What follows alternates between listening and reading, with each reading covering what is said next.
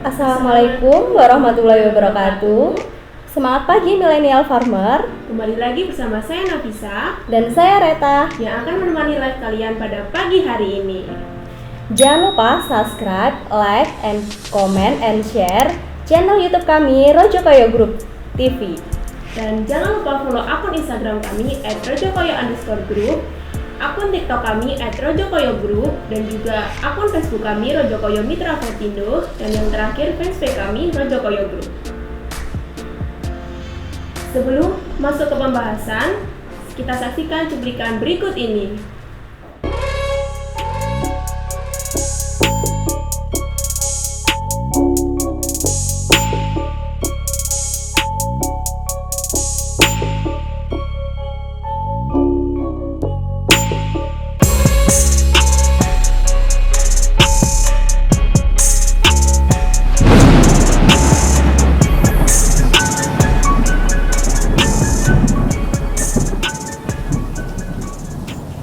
Nah, di episode keempat Black Friday ini Kak, kita mau bahas apa nih?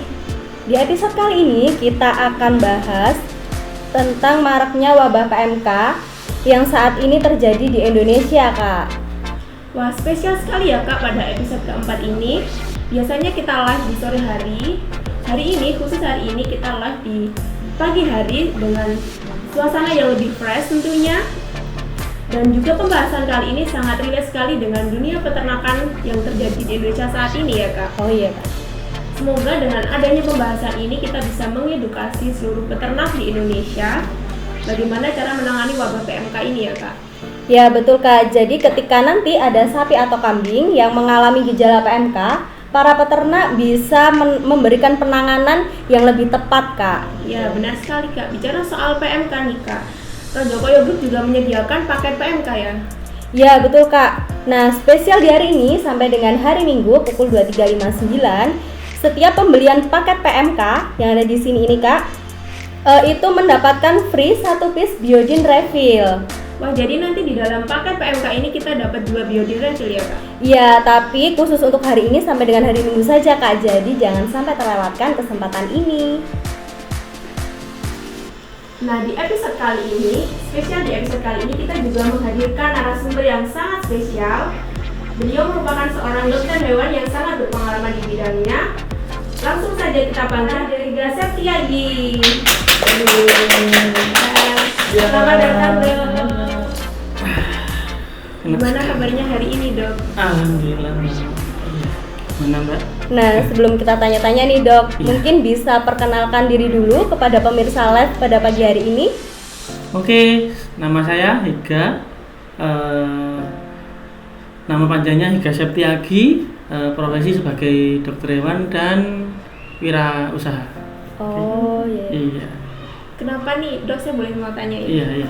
Kenapa sih dokter memilih menjadi dokter hewan? Alasannya ada kenapa? Karena di Indonesia ini salah satu mata pencaharian dari masyarakat atau penduduk dari Indonesia kebanyakan juga menjadi peternak. Terus banyak dari peternak ini juga memerlukan pertolongan, memerlukan edukasi, dan saya sendiri juga kalau membantu dengan orang itu senang banget Mbak. Jadi rasanya itu kalau bisa membantu di dunia hewan kayaknya menjadi kepuasan tersendiri juga. Iya. Suka sekali ya, Dok, ya, dengan dunia peternakan ini. Iya Mbak, suka sekali karena saya juga dibesarkan oleh keluarga yang ada background peternakannya juga. Jadi mungkin tertular dari rumah juga mungkin gitu. Wah, hebat sekali ya Dokter Higa ini. Kita berikan tepuk tangan dulu dong untuk Dokter Higa. Dokter Higa ini asli dari Kediri ya? Iya, asli dari Kediri Mbak. Gitu. Nah Dok, saat ini kan lagi marak penyakit mulut dan kuku ya, yang biasa disebut orang-orang sebagai PMK. Iya, betul. Nah, sebenarnya PMK itu penyakit yang seperti apa, Dok?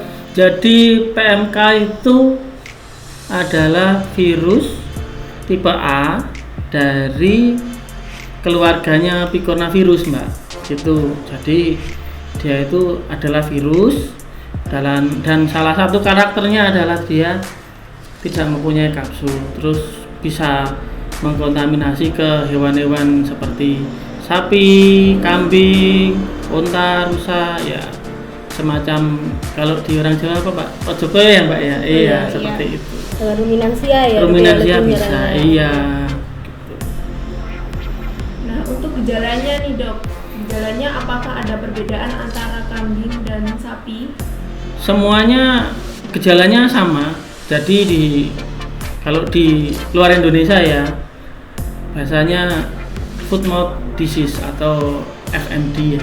Nah, itu FMD itu gejala spesifiknya sebenarnya menciri kan foot mouth disease. Disease itu penyakit, foot mouth ya. Berarti yang menciri di daerah mulut dan di kuku atau daerah kaki di kuku. Nah, yang bisa dilihat dari mata telanjang itu adalah daerah mulut seperti ada luka-luka, ropeng-ropeng. Lalu di kuku juga bisa terjadi seperti perlukaan sampai kukunya lepas gitu Mbak. Itu terus dia seperti orang yang badannya sakit semua itu linu-linu seperti iya. Jadi ketika di daerah kaki, persendian, daerah mulut dirasa sakit, pasti biasanya nafsu makan turun. Nah, terus habis itu suhu tubuh juga naik, dan suhu tubuh kan biasanya di 39 ya, 39 untuk di hewan besar seperti sapi itu 39, nah dia bisa ke angka 41 seperti itu. Kayak keluar lendir gitu ya Dok? Ya, hipersalivasi ya namanya dia. Ya. Jadi kalau orang Jawa bilangnya ngiler ya. Iya. Ngiler. Jadi di ngiler nanti juga ada banyak. Jadi kenapa menjadi dokter hewan? Karena kita bisa memberi edukasi ke masyarakat. Ini ngiler seperti apa? Nah, ngilernya apa namanya? Benar-benar PMK atau ngiler yang lain. Jadi kita bisa memberi edukasi juga. Jadi mengurangi sisi kekhawatiran kepada peternak juga membantu menolong, walaupun kasusnya tidak mudah juga. Iya. Berarti kalau sapi hipersalivasi itu bukan berarti terindikasi PMK ya Dok? Tidak selalu.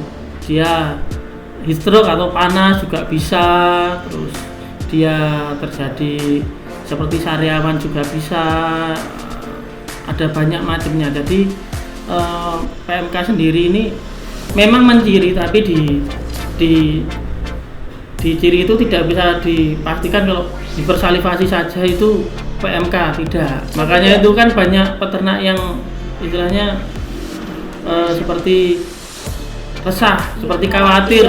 Jadi kalau ngiler dikit padahal enggak juga.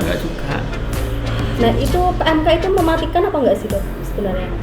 Ya, mematikan bisa. Karena apa? Karena ketika dia masuk terus dia menyakiti hewan itu, sakit, nafsu makan turun. Kalau nafsu makannya turun berhari-hari, tidak ada intake, tidak ada makanan yang masuk, ya lama-lama juga akan meninggal. Karena kan intake-nya nggak masuk terus nanti jadinya bisa meninggal juga gitu. Nah, untuk penyakit PMK sendiri ini Dok bisa menular ke manusia apa enggak?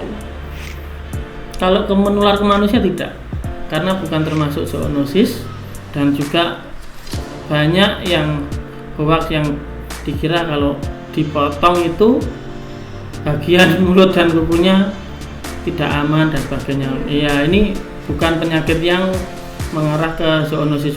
Itu adalah penyakit yang menular dari hewan ke manusia. Insya Allah tidak. Jadi untuk di untuk di hewannya berbahaya, tapi untuk dikonsumsi manusia insya Allah tidak. Iya. Berarti masih aman ya Dok? Aman, iya. Untuk saat ini vaksinasi untuk virus PMK sendiri itu sudah ada apa belum Dok?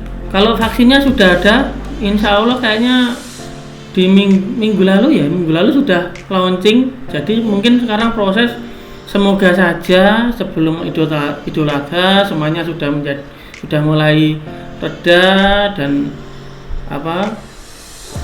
semuanya menjadi happy ending juga. Soalnya kalau misalkan posisinya masih PMK-nya ini tinggi sekali, ya kasihan peternak. Iya. Gitu. Jadi dia harusnya panen di Idul Adha ini, terus akhirnya karena wabah kan kasihan juga. Iya betul. Nah, untuk pemberian vaksinasi sendiri itu sebaiknya diberikan sebelum terkena PMK atau sesudahnya itu bisa dikasihkan PMK? Ya, kalau saran saya ya pertama syarat vaksin dulu ya. Iya. Syarat vaksin itu sehat. Oh, iya. Syarat vaksin itu sehat.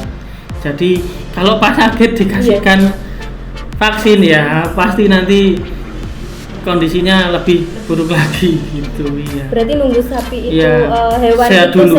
sehat dulu, baru dikasih vaksin gitu ya, iya, Dok, ya. gitu.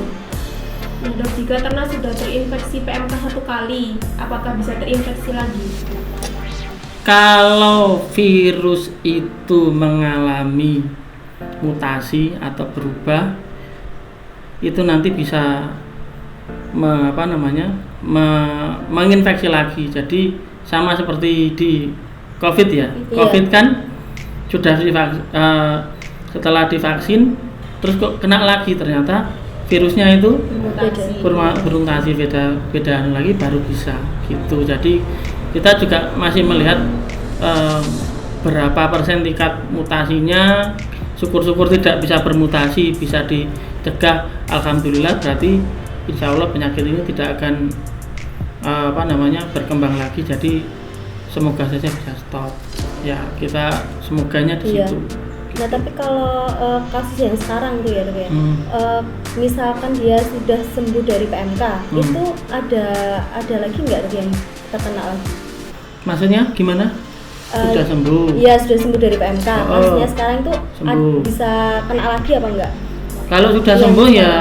kalau sudah sembuh ya mestinya tidak, karena kan si antibodi tubuh kan sudah mengenali virus PMK ini. Nah, cuma kalau terkena lagi ya kita harus cek yang terkena itu PMK-nya seperti apa dulu nih, strainnya bagaimana ya, seperti virusnya berubah tidak, karena kan yang menyebabkan si virus ini masuk karena kan antibodi tubuh tidak bisa mengidentifikasi virus ini. Begitu. Iya. Jadi harus istilahnya kalau diumpamakan sebelum kita mengetahui orang itu masuk ke rumah kita, paling tidak kita sudah punya identitasnya. Nah, kalau dia identitasnya sudah berubah, maka dia sudah seperti orang operasi plastik gitu ya. Iya. Ya kita juga bingung juga Iya. termasuknya gitu. Ya. Nah, kalau yang sudah terkena PMK itu apakah nantinya ada kelainan fisik gitu? Ada kelainan apa? Kayak kan PMK iya. Enggak Iya. sih. Kalau misalkan kuku, Iya. yang paling terlihat kukunya lepas. Ya kuku ini harus disuplai dengan beberapa mineral, beberapa zat seperti biotin dan sebagainya, itu gunanya biar untuk menumbuhkan lagi seperti itu. Jadi kalau saya tidak menyebabkan cacat secara permanen, tidak. Cuma ya memang prosesnya menumbuhkan kuku itu agak lama. Sekarang dikasih minum, besok kukunya panjang. Nggak bisa ya. Ajaib ya. Ajaib sekali itu. Tiba-tiba langsung panjang. Iya, panjang, aneh juga. Nah, itu treatmentnya seperti apa itu? Kalau misalkan kukunya lepas gitu. Kukunya lepas ya. Kalau kukunya lepas pertama ya kita kita panjangin dulu ya. Jadi untuk SOP-nya. Jadi tidak hanya kuku saja. Jadi pertama tubuh itu difitkan dulu dengan cara intake makan dan minumnya dipenuhin dulu semua, dipenuhin. Nah, kalau dipenuhin dulu, nanti baru kita bicara yang setelahnya. Jadi setelah Kalau misalkan kukunya dibetulin tapi intiknya nggak dibantu, ya sama juga babai juga ya. Jadi gitu. Jadi pertama intiknya dipenuhin dulu. Mungkin dipenuhin dengan cara diberi makan. Kalau misalkan dia merasa kesakitan, mungkin bisa diberi anti nyeri dengan pengawasan dokter, diberi anti nyeri. Lalu setelah dibantu anti nyeri, misalkan dirasa nafsu makannya kurang, diberi suplemen atau diberi suplemen atau vitamin. Nah, vitamin itu gunanya untuk mendorong agar nafsu makannya banyak, semua saraf dibantu, disupport. Lalu habis itu kalau ada vitamin yang membantu penumbuhan kuku juga bisa mempercepat.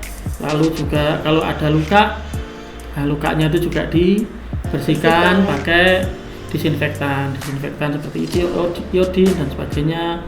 Terus habis itu kalau ada luka berarti di daerah sekitarnya, di lingkungannya juga dijaga.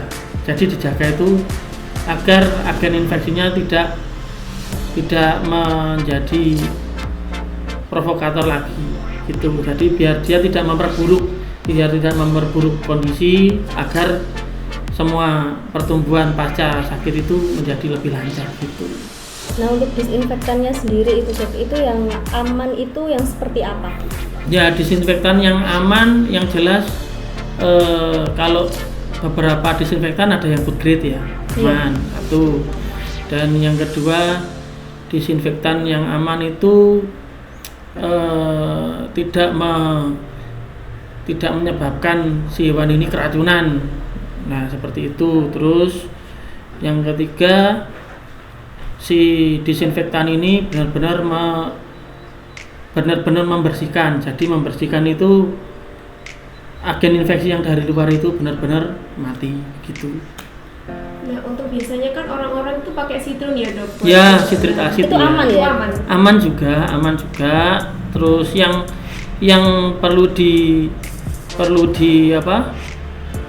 dilakukan pendampingan seperti formalin misalkan. Nah, formalin itu kalau bisa ya jangan sampai masuk di mulut karena bukan food grade. Kalau misalkan masih di luar masih aman seperti itu. Kalau di iodin juga di mulut juga aman dengan dosis yang sudah ditentukan, lalu di luka juga aman. Kalau misalkan yang selanjutnya kalau saya sih bisa dilakukan kalau kaki seperti dipping itu pakai iodin juga bisa, pakai BKC juga bisa. Nah, itu nanti setelah dibersihkan lalu di dipping. Terus habis itu kalau bagus lagi biasanya ya, kalau bagus lagi agar si agen infeksi tidak masuk, salah satunya bisa dilakukan pakai salep atau pakai bandage. Kalau di luar biasanya pakai bandage ya. Kalau di sini bandage mahal. Pakai salep bisa gitu. Berarti itu langsung kalau misalkan pakai sitrum itu langsung disemprotkan gitu. Iya, dioleskan kalau saya. Iya, disemprotkan dengan kalau misalnya gini, disesuaikan dulu dosisnya, baru diaplikasikan. Gitu. Jadi tinggal sitrunnya ini bentuknya seperti apa dulu, lalu nanti misalkan yang bubuk itu dicairkan, ya aplikasinya mudah. Jadi kalau disemprotkan kan untuk peternakan mudah, cuma buka mulutnya, semprot udah gitu. Kalau yang di mulut, kalau yang di kuku, karena ini posisinya di kandang, kalau saya sih kalau misalkan bentuknya cair, ya kalau bisa diulangi karena agen infeksi itu gampang datang gitu. Misalkan kalau saya misalkan di kuku ini ada orang awam bilangnya borok ya. Nah, orang ada boroknya itu biasanya rawan ada lalat, ada lalat gitu. Nah, kalau saya pakai salep yang sudah dicampur dengan obat itu salah satunya agar kita bisa mencegah agen infeksi dan mematikan agen infeksi dari luar. Yang kedua, memproteksi agar si lalat ini tidak meninggalkan telur di area luka. Nah, jadi kan kalau jenengan tahu biasanya ada luka yang ada seperti apa namanya, seperti orang Jawa bilangnya uget-uget ya. Nah, itu salah satunya karena si lalat itu sudah naruh telur di situ gitu. Berarti Jadi kalau di kaki itu lebih baik disalep aja ya. kalau saya sih bisa disalep paling gampang ya, disalep. Iya. Soalnya kalau di bandage ya, kalau punya bandage oke. Kalau sih bandage itu nggak apa-apa. Tapi Kalau mahal. disalep itu dok kan itu harus dibersihkan dulu atau gimana? Saran saya dibersihkan jadi agar apa namanya, agar agen infeksinya benar-benar bersih. Benar-benar kita kan nggak tahu kalau masih bentuk kotor atau bentuk berada di situ ada apa, dibersihkan. Jadi biar kita tahu, satu progresnya, dua menjaga kebersihannya, tiga mengoptimalkan pengobatannya begitu. Jadi agar proses penyembuhan lukanya cepat gitu ya, dan beberapa sel-sel yang matinya bisa lepas agar growth cell-nya bisa berkembang, bisa progresnya bisa lebih cepat gitu. Jadi menjaga kebersihan kandang itu juga perlu juga ya. Perlu Mbak. Ya, soalnya kalau sudah bersih, Iya. insya Allah lukanya bisa cepat sembuh. Soalnya kalau misalkan daerah kandangnya kotor dan sebagainya, takutnya lukanya nggak sembuh, ditambahi pekerjaan lain seperti ada uget-ugetnya tadi, Iya. jadinya kan lebih panjang lagi, Iya.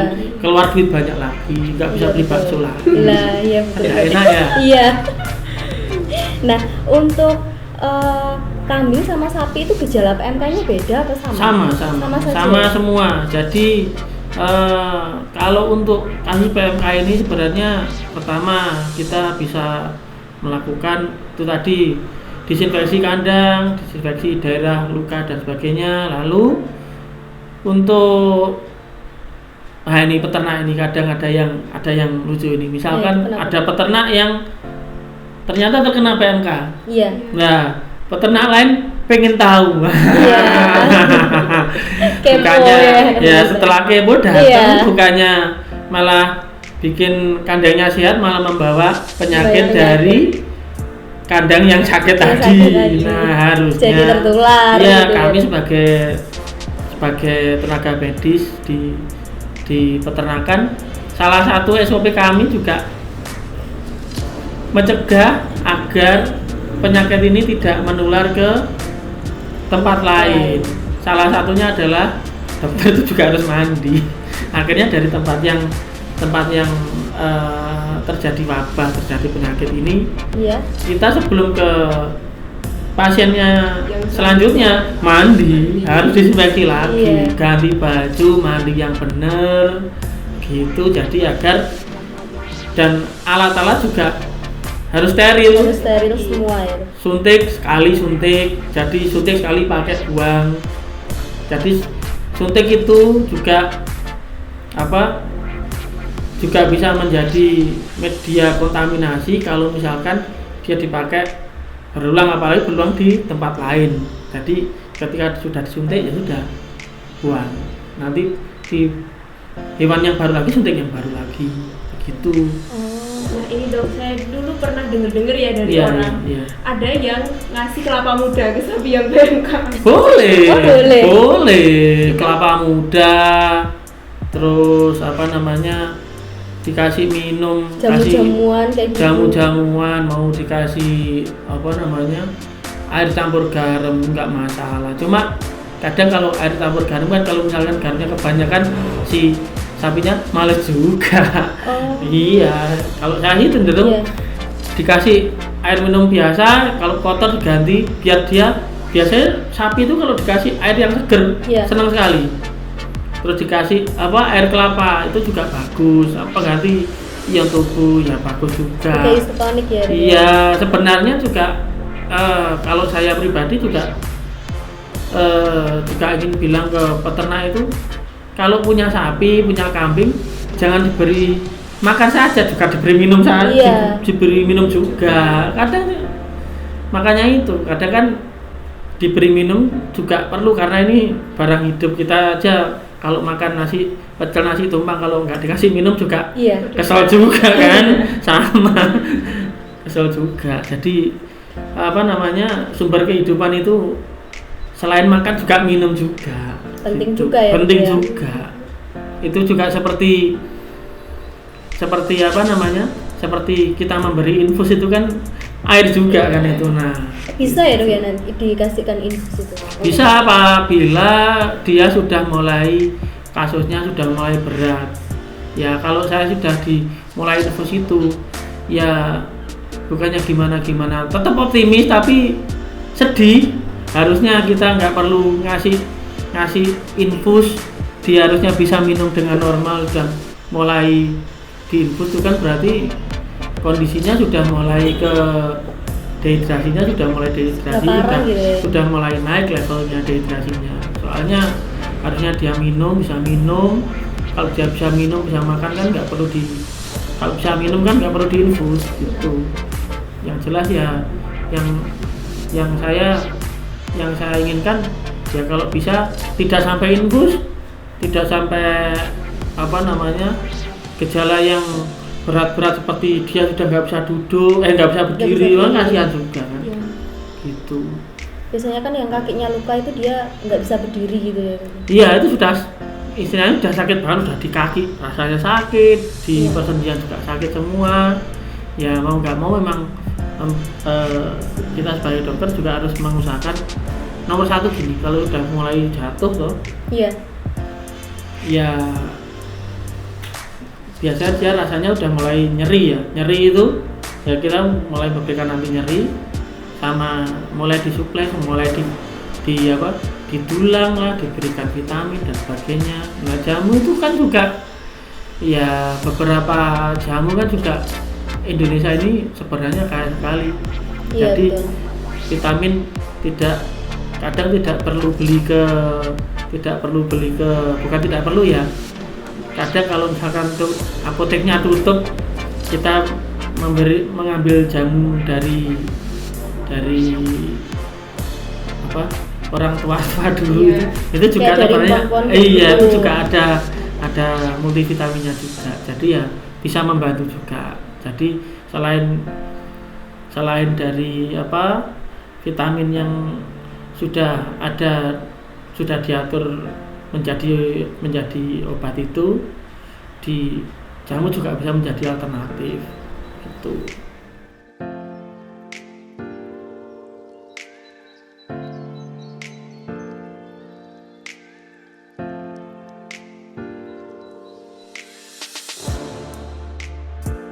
Untuk sapi atau kambing yang bunting kayak gitu ya dok ya. Itu kalau terkena PMK itu ada resiko lain apa enggak? Ya begini, PMK itu sebenarnya intinya satu, hidup atau tidak. Nah, iya. kalau hidup atau tidak, itu tugas kita cuma menjaga agar dia hidup. Itu kalau sudah dia hidup, Iya. semoga saja tidak berefek ya, berimbas ke janinnya. Nah terus habis itu dia kan juga punya masa inkubasi di 14 hari, 0 sampai 14 hari, berarti kita punya waktu menjaga kehidupannya dia 14 hari, bukan menjaga ya, jadi membantu antibodinya ini untuk melawan virus ini selama 14 hari. Jadi semoga 14 hari ini bisa melewati, terus berangsur-angsur recovery begitu. Ya kalau kondisinya parah dan sebagainya, abortus ya bisa saja, tapi kita juga tidak menginginkan itu. Jadi makanya kalau saya sih, kalau sudah mulai punya sapi yang hamil dan sebagainya, sanitasi kandang dan orang keluar masuk dan sebagainya itu juga harus dijaga. Iya, kalau saya sih gitu. Nah, penyakit PMK ini kan salah rasanya menyerang ambing susu ya dok? Iya. Nah itu nanti berbahaya nggak buat anaknya? Kalau mastitis sih PMK nggak PMK pasti ada ya. Nah kalau saya sih di mastitis sendiri sih bukan masalah berbahayanya atau tidak. Kalau misalkan kena mastitis, ini ambingnya dipegang aja udah sakit. Ya.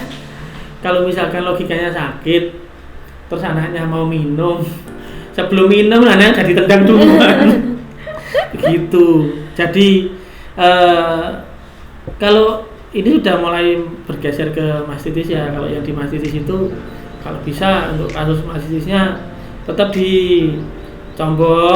dicombor, lalu agar mastitisnya segera reda, lalu nanti sudah tidak bercampur nanah ya sudah mulai diminumkan. Ya kalau dicampur nanah ya jangan gitu ya. Kalau saya dicamborkan dulu sampai dan juga dikasih anti nyeri, jadi mastitisnya sudah mulai menurun ya minum aja nggak apa-apa.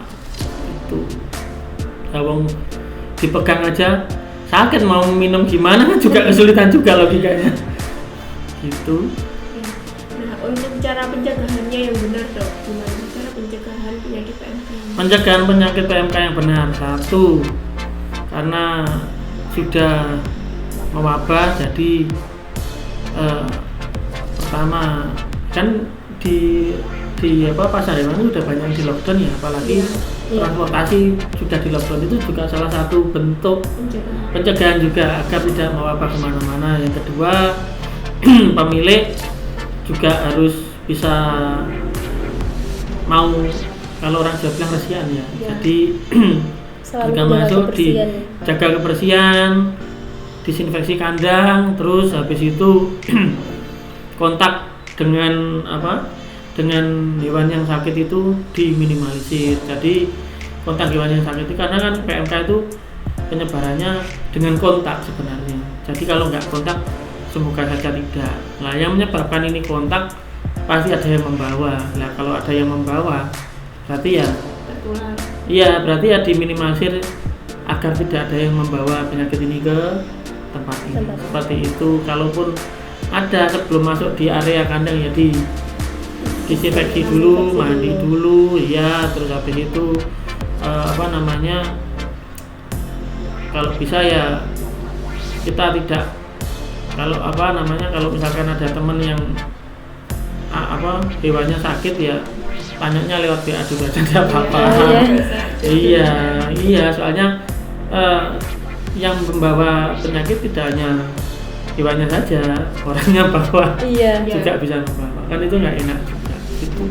Jadi pencegahan yang paling utama itu kebersihan ya dok? Kebersihan, nomor satu bersihan dulu gitu. Kebersihan, yang selanjutnya jaga kebugaran dari sapi itu sendiri gitu, jangan sampai fat intake-nya turun dan sebagainya. Itu nanti kan juga bisa mencegah dari tidak hanya PMK saja gitu. Kan sekarang karena kasus PMK ini yang bukan PMK juga ikut takut dikira PMK gitu, padahal hasilnya tidak juga gitu. Makanya itu. Awal mula PMK ini dari mana sih dok sebenarnya? Awal mula PMK itu dari luar Mbak. Jadi kalau dituntut sebenarnya Indonesia itu terakhir PMK itu tahun 80-an ya, tahun 80-an. Oh berarti sebelumnya sudah ada, tapi sudah lama hilang. Iya, terus datang lagi. Iya, mungkin kita juga nggak tahu, mungkin ada yang datang dari luar Indonesia atau gimana, tidak terdeteksi. Nah ternyata mungkin bisa juga gitu. Iya, jadi sebenarnya kita sudah hampir lupa dengan penyakit ini, udah nggak kenal, tapi ternyata sekarang ada lagi. Ya sudah, berarti bukunya profesor saya yang kemarin saya buka lagi. Saya aja lahirnya PMK sama saya duluan dia. Iya. Pas saya jadi dokter baru sekali ini ketemu PMK, sebelumnya belum pernah. Iya, karena terakhir 80 saya masih sama bapak ibu saya masih pacaran. Iya. Masih belum ada. Makanya saya juga nggak tahu kalau PMK saya pas masih kuliah mungkin kan masih bisa belajar lah. Iya. Nah, karena PMK-nya baru akhir ini saya juga istilahnya menjadi belajar lagi gitu. Nah, menurut dari dunia kedokteran nih dok, penyakit PMK di Indonesia ini sudah semarak apa nih? Kalau di-rate misalnya dari masih normal aja, parah atau sangat parah? Ya kalau dari yang saya alami lah ya, Iya. kayak kita nggak tahu tempat lain kan, karena saya juga nggak berani ke tempat lain gitu, karena takutnya saya juga bisa membawa atau saya bisa membawa atau dari tempat lain ternyata bersih atau kalau kita nggak tahu, jadi kita juga membatasi juga. Jadi kalau yang saya rasakan ya yang dari peternak ini, dari daerah kita, daerah sini juga panik. Yang saya biasanya istilahnya bisa tidur malamnya agak sering ya, sekarang jadi lebih berkurang. Iya. Cuma karena takut seperti ini. Nah begitu ya, jadi tugas saya selain membantu mengobati juga membantu mengedukasi dan istilahnya menenangkan atmosfer peternakan di sekitar. Jadi biar orang-orang itu tidak terlalu panik. Ya kita berikan edukasi, terus kita beritahu seandainya kalau misalnya ternyata sakitnya tidak, oh ini insya Allah tidak, karena tidak ada kontak dan tidak ada apa-apa, dan tidak ternyata bukan mengarah ke PMK, ya sudah kita beri edukasi. Makannya dijaga, pola makan, pola minum, terus kalau bisa terus terang kan beberapa kali di sini kan salah satunya gini, kepincangan lah, kita bilang kakinya pincang dan sebagainya, padahal pincang itu saja tidak selalu PMK, cuma gara-gara dia kurang gerak itu juga bisa kadang juga kepincangan, karena kan kadang di tempat kita kan rata-rata di tali, nggak banyak bergerak dan sebagainya. Nah, jadi kakinya pincang, takut PMK padahal ini ya kurang gerak aja itu bisa. Makanya itu kita menangan ini insya Allah tidak, karena jenengan ya tidak ke pasar sapi, ya cuma di kandang dan merumput dan sawah, ya sudah. Terus saya lihat juga mulutnya tidak ada apa-apa, kukunya aman, bisa berdiri, cuma kakinya yang satu dirasa tidak beres, ternyata cuma pincang. Ya iya, ada yang kurang gerak, ada yang cuma kepleset, makanya itu kan kalau misalnya tidak ada pendampingan dari dokter kan takutnya larinya begini, takutnya larinya begitu, terus ya, itu tadi akhirnya cuma panik, nomor satu panik yang bingung, cuma gara-gara kaki bisa beli apa-apa, beli obat dan sebagainya kan jelas juga kan, jadi juga makanya tambah sehat malah tambah ini kok nggak jelas semuanya gitu. Nah sebenarnya ya dok ya, untuk pincangnya sendiri, pincang yang karena PMK itu ciri-cirinya gimana? Ya kalau pincang yang PMK biasanya gini, kalau yang sudah kondisi agak lumayan ya, kondisi terjeleknya kukunya itu lepas, darah kaki berdarah, kukunya empuk, berarti ya itu yang ditakutkan gitu. Walaupun kadang malnutrisi juga bisa seperti itu, tapi saya rasa kalau di sini sumber makanan melimpah dan sebagainya, logikanya semoga saja tidak gitu, karena kan juga di rumput juga mineralnya juga ada ya.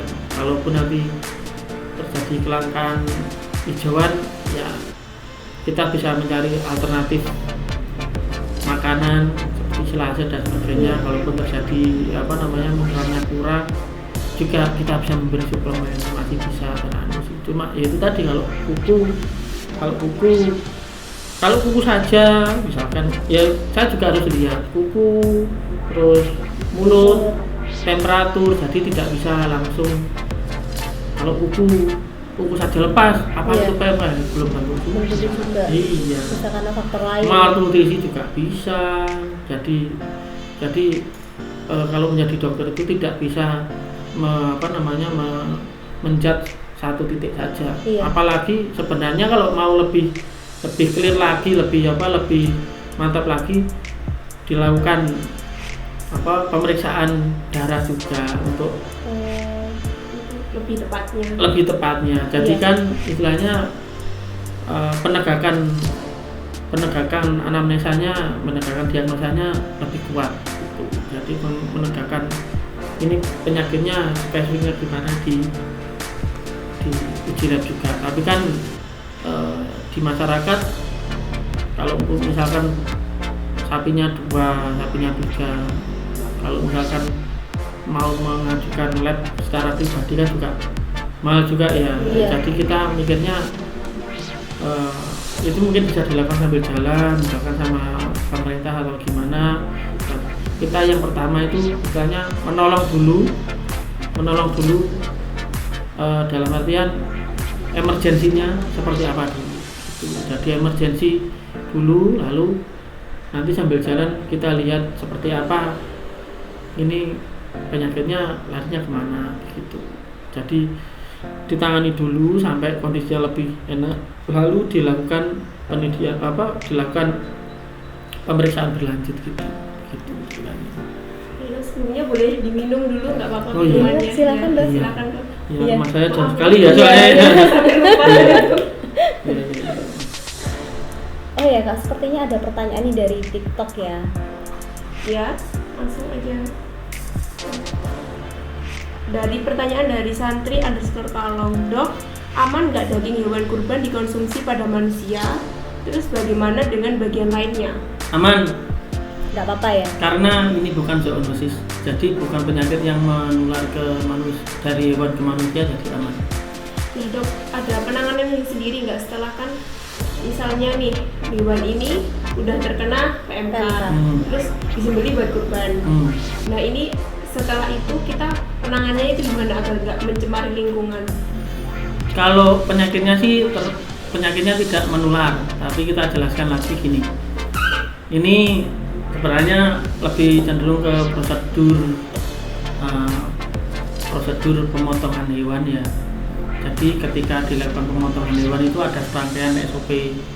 Pertama, yang dipotong itu cowok atau cewek dulu, jantan atau betina, ya kan? Nah, kalau betinanya kenapa dipotong? Ada alasannya, terkena penyakit atau memang sudah tidak produktif. Nah, itu baru dipotong boleh. Dan itu juga ada izinnya. Dan kalau yang jantan ya dipotong ini kondisinya seperti apa. Kalau ternyata kasusnya PMK seperti ini mau istilahnya mau meninggal daripada menjadi bangkai terus tidak halal ya. Iya. Ya dipotong dulu, tapi untuk pengolahannya tetap normal.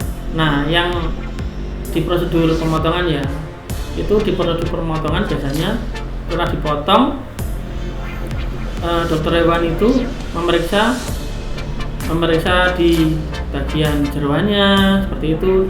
Sebenarnya yang dilihat salah satunya adalah ada parasit atau tidak seperti itu. Kalau untuk PMK-nya aman, jadi mungkin kita bisa fokus melihat kalau PMK-nya aman, kita bisa melihat di case lain seperti ada parasitnya tidak. Kalau ada parasit seperti cacingnya dan sebagainya lah, itu nanti baru diakhir, karena yang ditakutkan kan yang diparasit. Kalau yang di PMK-nya sendiri aman, dimasak dengan higienis juga sudah aman. Jadi istilahnya PMK ini tidak menular ke manusia. Kalau untuk kasus seperti antrak lah itu beda lagi. Kalau antrak orang yang menyembelih aja tidak boleh, apalagi dimakan.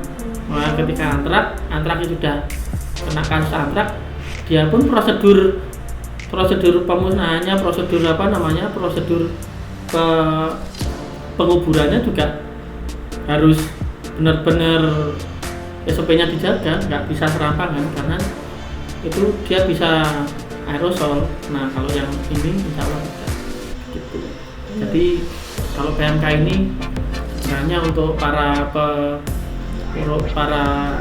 masyarakat yang mengkonsumsi saja itu aman. Tapi kalau untuk peternaknya yang kasihan itu sudah bertahun-tahun merawat, ternyata kena kasus PMK kan kasihan. Iya, kadang kan sampai ada yang mati gitu. Ada yang mati jadinya nggak bayaran, ada yang mau mati akhirnya sapinya harganya murah karena sakit gitu.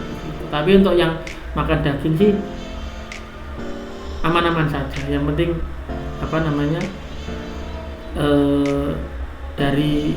dari prosedur pemotongan itu penyakit yang lainnya PMK aman. Karena kan ini mendekati Idul Adha ya, Dok. Idul Adha ya. Iya, pastikan masyarakat kan resah ya, bingung. Ini boleh dimakan apa enggak? Tapi kan mayoritas kan semua terkena PMK ya. Iya, ya sebenarnya yang ditakutkan itu dari kemarin itu khawatirnya dulu. Jadinya ketika khawatir itu jadi jadinya semuanya yang harusnya kita ambilkan kita khawatir itu, kita lihat ini minuman aja juga jadi nggak tahu. Jadi yang nomor satu khawatirnya dari insya Allah PMK ini untuk Idul Adha insya Allah aman. Yang sedih ya yang PMK ini untuk orang yang mau berkorban, misalkan beli sapi terus ternyata tertular PMK, harusnya dipotong besok. Idul Adha bisa terancam belum Idul Adha sudah babai kan sedih juga itu uangnya udah hilang duluan gitu. Iya. Tapi kalau kambing itu apa kasusnya sama seperti sapi? Sama semua. Karena itu tadi enaknya kan ini namanya food mode disease ya. Jadi ada yang menciri. Jadi mencirinya hampir sama. Gitu. Jadi identifikasinya enggak sulit banget. Yang sulit banget kan seperti antar gitu kan. Tahu-tahu sapinya itu bertindak enggak jelas, tahu-tahu mati gitu. Itu kan aneh juga. Kalau gini kan istilahnya PMK ini tidak serta-merta sekarang kena PMK besok mati gitu. Jadi kita masih bisa berjuang lah. Nah, yang sedih kan kalau tidak ada perjuangan berakhir sedih ya Mbak. Iya. Oh ya, sebelum itu kita ada informasi menarik nih bagi seluruh pemirsa. Kami akan bagi-bagi giveaway spesial anniversary Rajokoyo Group yang akan diumumkan secara langsung nanti pada saat perayaan HUT CV Rajokoyo Group Indonesia, dengan syarat kalian harus menjawab kuis dari kami dengan benar ya. Untuk kuis kali ini pertanyaannya adalah sebutkan salah satu gejala PMK pada sapi. Bagi pemirsa yang sudah tahu jawabannya silahkan langsung tulis di kolom komentar ya. Dan untuk pemirsa yang masih penasaran tentang PMK bisa langsung komen atau bisa langsung hubungi di konsultasi kami ya di Ternakpedia ID di nomor 081259696884. Saya boleh ikut ya Mbak? Oh boleh. Siapa tahu dapat giveaway. Iya, dapat giveaway ya. Iya. Boleh sekali. Nah, Dok, kita tadi kan udah membahas PMK ya. Iya. Nah, di bulan Juli nanti kan kebetulan umat muslim akan merayakan Idul Adha. Nah, mungkin dokter ada beberapa tips nih untuk memilih hewan kurban yang baik dan sehat tentunya. Ya, untuk tips untuk membeli atau memilih hewan kurban yang baik, salah satunya ya semua organ gerak tubuh sudah harus berjalan dengan semestinya. Pertama, kalau berkenaan dengan PMK ya bisa dilihat dari mulutnya ada seperti luka-lukanya tidak. Terus habis itu kalaupun yang lain sih tidak signifikan sih. Yang jelas nafsu makan minum harus bagus. Jadi kan salah satu Iya. parameter kesehatan juga. Terus habis itu karena ini yang yang berkorban adalah umat muslim ya, umat lain juga boleh ya. Iya. Kalau di umat muslim sama yang disembelih itu harus lagi-lagi gitu, harus jantan. iya. Kalau bisa jantan, sehat, terus dia kalau berjalan jalannya juga normal, nafsu makan normal, terus seperti kalau burger kulit itu, jadi burger kulit itu kalau dicubit itu kembalinya cepat itu ya, itu salah satu buat melihat tingkat dehidrasi itu. Kalau dia cepat ya berarti nafsu makan minumnya bagus, terus pemberian minumnya dari peternak juga oke juga begitu. Jadi untuk para pembeli hewan kurban itu bisa dilakukan gitu. Jadi bisa dilakukan dengan mudah. Nah, itu tadi pemirsa beberapa tips berkurban dari Dokter Hega untuk kalian yang akan membeli hewan kurban ya. Sebelumnya kita ucapkan terima kasih ya untuk Ya, Dokter makasih. Hega Setiaki yang sudah meluangkan waktunya untuk live Black Friday hari ini. Dan semoga apa yang kita sampaikan bisa bermanfaat bagi seluruh milenial farmer. Ya. Ini, Terima kasih. ini ada bingkisan, Dok. Ini ada bingkisan dari Rajokoyo Terima Group. kasih. Ya, semoga bermanfaat ya, Dok ya. Ini Ya udah, boleh minta foto sebentar. Iya. Sudah. Terima kasih Mbak. Ya, terima kasih ya, Dok ya. Terima kasih. Mari Mbak. Ya. Ya.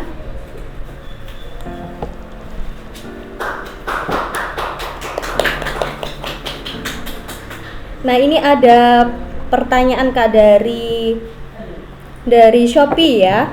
Ini mohon perkenalkan produk nomor 1 paket combo PMK. Nah, untuk produk PMK ini bisa langsung hubungi di nomor WA Care Customer di nomor 082 335 844 448 atau bisa langsung dikonsultasikan ya untuk produk spesialisnya di nomor 082 264 906 484 atau bisa langsung cek di e-commerce ya Kak ya. Salah e-commerce Rajokoyo Group ya. Ya betul. Nah, sebelum kita akhiri acara ini, kita akan umumkan akun-akun yang berhasil menjawab quiz kita dengan benar ya Kak, baik dari Iya. sosial media yang sudah kita share sebelum live maupun pada saat live. Kita umumkan mulai dari Instagram ya. Silakan Kak Reta. Ini dari Instagram ya Kak ya.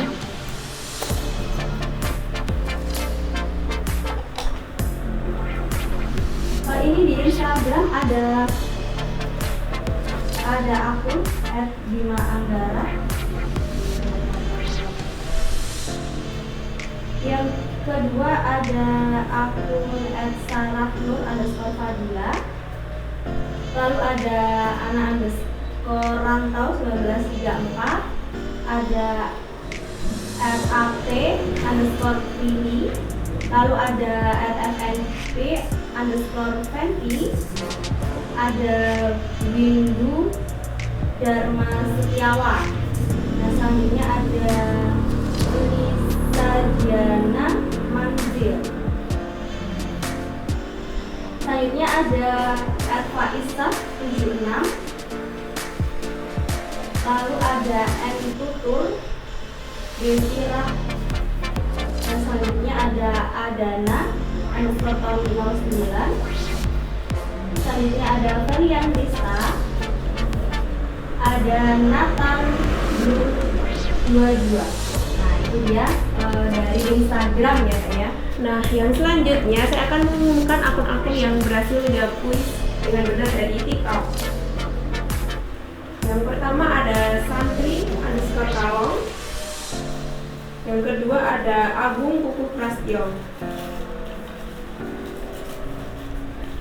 Nah, ini langsung kita masukkan ke dalam kotak undian ya Kak ya? Ya, langsung saja Kak. Oh iya. Langsung kita masukkan ya Kak ya? Langsung saja kita masukkan. Nah, Kita ucapkan selamat kepada akun-akun yang sudah berhasil menjawab kuis dengan benar. Nah, terima kasih kepada pemirsa yang sudah bergabung pada live Black Friday hari ini. Kita akan bertemu lagi di live Black Friday selanjutnya dengan tema yang tentunya lebih menarik lagi ya Kak ya. Ya betul sekali Kak. Jadi jangan sampai lewatkan live kita setiap hari Jumat pukul 15.00 sampai 16.00 waktu Indonesia Barat. Untuk info lebih lanjut tentang Black Friday atau info-info terupdate seputar Rojokoyo Group, bisa langsung kepoin akun dan media kita ya Kak. Ya betul. Nah, bagi kalian yang mau order produk dari Rojokoyo Group, bisa langsung melalui regular order by WA customer di nomor 082335844448 atau bisa juga datang langsung ke kantor kami di Jalan Kenanga 1 RT 1 RW 3 Kalangbong Dawan Kidul Papar Kediri. Atau bisa juga order melalui e-commerce store Rojokoyo Group. Nah, untuk kalian domisili Kediri, kita juga melayani delivery order dan COD area Kediri melalui jasa pengiriman dari kita yaitu kurir aja. Jadi jangan khawatir, tinggal tunggu di rumah, kebutuhan ternak Anda tercukupi. Nah, untuk layanan konsultasi gratis mengenai kesehatan hewan dan peternakan bisa langsung melalui konsultasi di Ternakpedia ID Kak. Nah, untuk nomornya di nomor 081259696884. Bagi pemirsa yang ingin konsultasi mengenai produk spesialis, silakan bisa langsung hubungi di nomor 082 264 906 484 dan jangan lupa subscribe, like, comment, and share channel YouTube kami Rojokoyo TV. Sekian dari kami. Sampai jumpa. Wassalamualaikum warahmatullahi wabarakatuh.